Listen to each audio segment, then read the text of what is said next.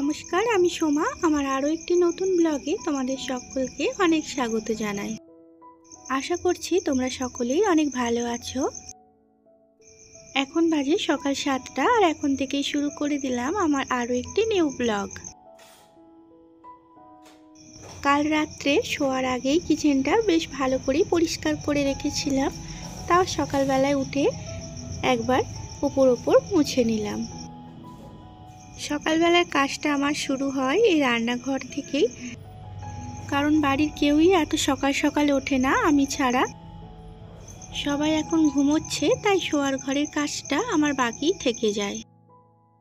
সবাই ঘুম থেকে উঠলে তখনই আমি শোয়ার ঘরটা গুছিয়ে বাগিয়ে নিই। তার আগে ওদেরকে আমি আর বিরক্ত করি না। এই এত নোংরার বাইরে বার করব না, তাই ঘরে এগুলো তুলে নিচ্ছি। বাইরেটা আমার পরিষ্কারই থাকে, আর রান্নাঘরটা রাত্রিরে রান্না বান্না হয়, তো এই নোংরাগুলো রাত্রিরে আর ফেলি না, ঘরের কোণেই জড়ো করে রেখে দিই। বাইরে পর্যন্ত ঝাড় দিতে দিতে নিয়ে গেলে আমার মনে হয় যেন বেশি দেরি হয়, তাই এখানেই তুলে নিই আমি।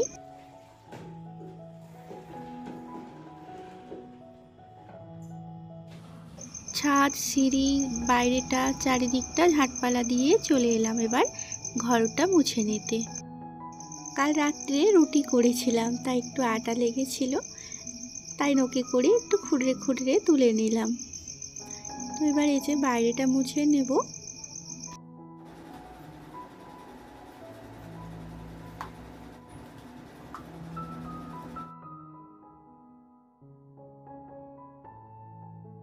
সকালের বাসি কাজ সেরে আমার স্নান হয়ে গেল, আর সবাই এই মাত্র ঘুম থেকে উঠল।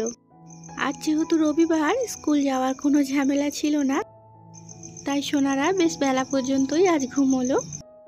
তোমাদের দাদাভাইকেও আজ সকাল সকাল ঘুম থেকে তুলিনি, কারণ রাত্রিরে ওর ভালোভাবে ঘুম হয়নি। কাটা ছেঁড়াগুলোর জন্য রাত্রিরে বেচারা ভালো করে ঘুমোতেও পায়নি শান্তিতে, তাই সকালবেলা একটু দেরি করেই তুললাম। তো দিয়ে ঘর দোয়ারগুলো ভালোভাবে গুছিয়ে নিচ্ছি, গুছিয়ে নিয়ে পুজো দেব। ঘরের পুজো সেরে আমি সবাইকে খেতে দিয়ে মন্দিরে গিয়েছিলাম, তো এসে দেখছি যে যার কাজে চলে গেছে, আর আমি এদিকে একা পড়ে গেছি খেতে। তো কি আর করা যাবে, একাই খেয়ে নিচ্ছে। আমি একা খেতে রাজি আছি, কিন্তু মন্দিরে না গিয়ে সবার সাথে খেয়ে নেব, তো ওটা আমার একদমই ভালো লাগে না। তো তোমাদের দাদা ভাইয়ের সাথে যে ঘটনাটা ঘটেছে, এরকম সেম ঘটনা আমাদের বাড়িতে একটা দুধ দিতে আসে ভাইয়া, তো ওনার মায়ের সাথে হয়েছে। মাকে নিয়ে কোথায় যাচ্ছিল বাইকে করে, আর সামনে কুকুর চলে আসায় এমনভাবে অ্যাক্সিডেন্ট হয়েছে। তো ভাইয়ার কিছু হয়নি, ওনার মায়ের এতটা আঘাত লেগেছে সেটা ধারণার বাইরে। মাথায় এতটাই চোট লেগেছে, ডান কানগোড়া থেকে বাঁ কানগোড়া পর্যন্ত পুরোটাই সেলাই পড়েছে। তো ঘটনাটা মাসখানেক হবে, আর ওই মাসিমার এখনও পর্যন্ত কোনো স্মৃতিশক্তি ফিরে আসেনি। অপারেশনের পর অপারেশন হয়ে যাচ্ছে একটার পর একটা, কিন্তু সারার বদলে অবস্থা বেশি খারাপ হচ্ছে। তো কে বলতে পারে, এই রোজ যে যাই আমি মন্দিরে, কে আমার স্বামী সন্তানের মঙ্গল কামনা করে আসি, তো সেই কারণেই হয়তো বেশি বড় বিপদ আসেনি আমার। ঈশ্বরের উপর অটুট আস্থা ও ভরসা দুটোই আছে আমার। ওই যে কথায় আছে না, বিশ্বাসে মিলাই বস্তু, তর্কে বহুদূর। আর এই তো গল্প করতে করতে রান্নাবান্নাটাও অনেকটা এগিয়ে গেল। আজকে বানালাম লাউ ডাল। তো লাউ ডালটা হয়েই এসেছে, এবার নামিয়ে নেব। আর ওই যে ডিমগুলো ভেজে তুলে রাখলাম, ওই ডিমগুলো পেঁয়াজ দিয়ে ঝাল করব। তো ওই ডিমের ঝালেরই মশলাটা করে নিচ্ছি এদিকের কড়াইয়ে।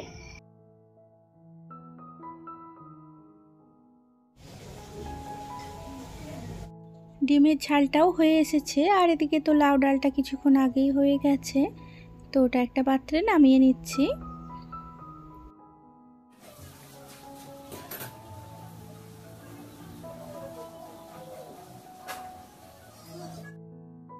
দুটো তরকারি আমার হয়ে গেল, তো ওগুলো একটু সাইডে করে কিচেনটা একটু পরিষ্কার করে মুছে নিই। রান্নার পর প্রতিদিনই চেষ্টা করি একটু করে মুছে রাখার।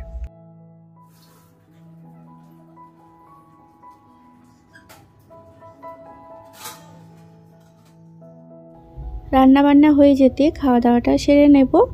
এই যে সবাই বসে পড়েছি, শুধু আমার ছেলে এইমাত্র স্নান করে ও একটু রোদে গেল, তো 2 মিনিটের মধ্যেই চলে আসবে, তাই ওর ভাতটাও বেড়ে রাখলাম।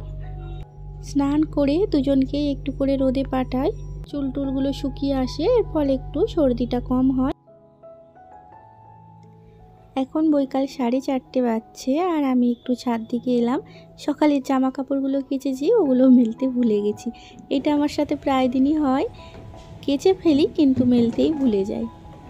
তো ছাদে এলাম আর এসে দেখছি যে আজকে মেয়ে স্নান করেছিল ছাদে একা একা, জল নিয়ে এসে দিয়ে দিয়েছিলাম, দিয়ে একা একা স্নান করেছিল। দিয়ে কী অবস্থা করে রেখেছে, বালতি মগ সাবান সব ছড়িয়ে আছে, তো ওগুলো একটু গুছিয়ে নিলাম। সাথে করে যে কাঁচা জামা কাপড়গুলোও নিয়ে এসেছি, ওগুলো একটু মেলে দেব। সকালেই কাচাকুচিটা করে নিই 8টার মধ্যেই, আর ভাবি ওরা স্নান করার পর যে কাপড় জামাগুলো বেরোবে সেগুলো ধুয়ে নিয়ে একবারেই শুকোতে দেবো।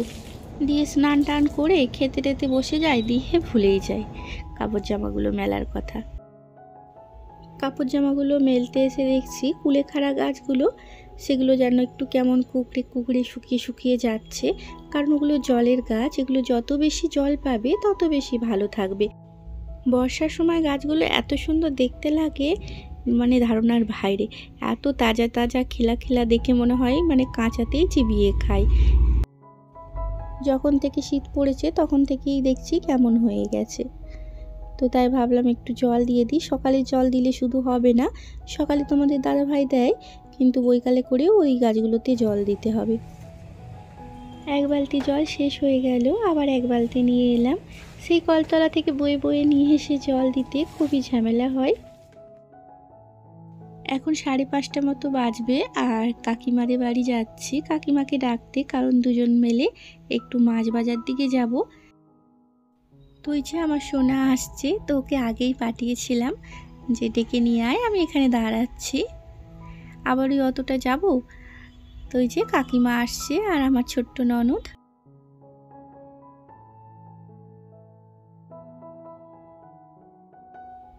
মাছ কিনে নিয়ে যে চলে এলাম ঘরে, আর মাছটা কেটে নিচ্ছি। এখানে না তেমন ভালো করে মাছ কাটতে পারে না, তাই মানে ছাড়িয়ে বড় বড় করে পিস করে নিয়ে চলে এসেছি, আর ঘরে ছোট ছোট করে নিজের মনের মতন করে পিস করে নিচ্ছি।